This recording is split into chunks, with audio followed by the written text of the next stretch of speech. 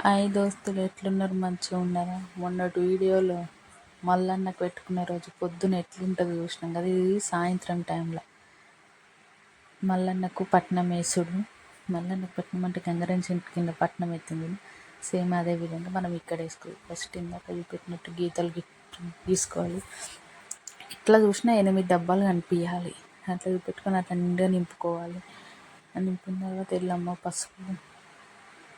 పసుపు పెట్టుకున్నాడు.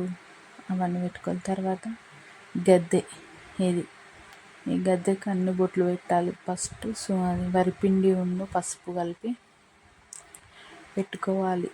వరిపిండి పసుపు పెట్టి బొట్లు పెట్టుకున్న తర్వాత ఇట్లా పందిరి వేసుకోవాలి. పందిరి కింద మల్లన్న దేవుడు, అదే మల్లన్న గద్దె పట్నము, అది గంగరేని చెట్టు అన్నట్టు. చెట్టు కింద గద్దె మీద పట్నం వేసుడు అన్నట్టు అంటారు. నేను చూపిస్తున్న విధంగా వేసుకోవాలి. మేమైతే ఇట్లనే వేసుకున్నాం. అమ్మ బొట్లు పెడుతుంది, చెల్లెనేమో అవన్నీ కడుతుంది. నేను చెల్లె మంచిగా నీట్గా ఇవన్నీ కట్టుకోవాలి. ఆకులు, బంతి పువ్వులు, మామిడాకులు తోరణంలా కట్టుకోవాలి. మనకి అన్నిటికంటే శుభంగా కలిగేది మామిడాకులే కదా. ప్రతిదానికి మామిడాకులు పెట్టుకున్నట్టు వీటికి కూడా మామిడాకులు పెట్టుకోవాలి. బోనాలు ఊదిచ్చుడు, పొద్దున బోనాలు అంటుడు చూపెట్టినాం కదా. ఇదేమో మొత్తం అయిపోయినాక టోటల్ ఇది ఎట్లుంటుంది ప్రాసెస్ అని. ఇదేమో దేవునికి ఊదేసేది. దీన్ని ఊదంటారు. దీంట్లో ఊదేయాలి మల్లన్న దేవునికి వారం దాకా. మల్లన్న పెట్టుకున్నాక వారం దాకా వేయాలి. అవేమో దేవుని బియ్యం గిట్లా పోస్తారు.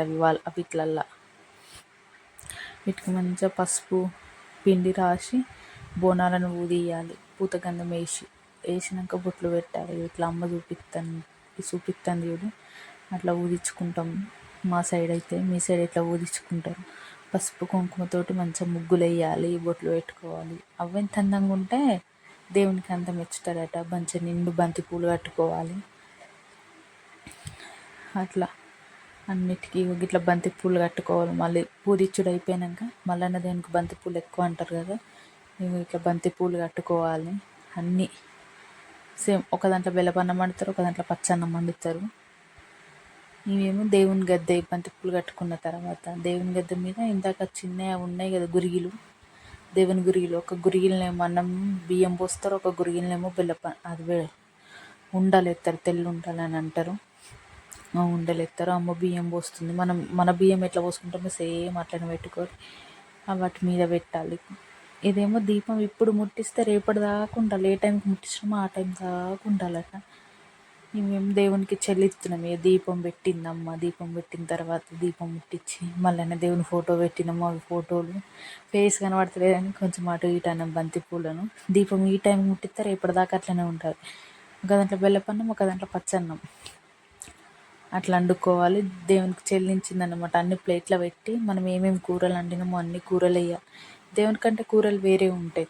చారు, పెరుగు, గుమ్మడికాయ, చిక్కుడుకాయ, టమాటాలు అన్నీ, కారం, ఉప్పు అందులో ఏం వేయరు. ఉడికియరు. నూనె పోసి ఉత్త ఉడికిస్తారు అంతే.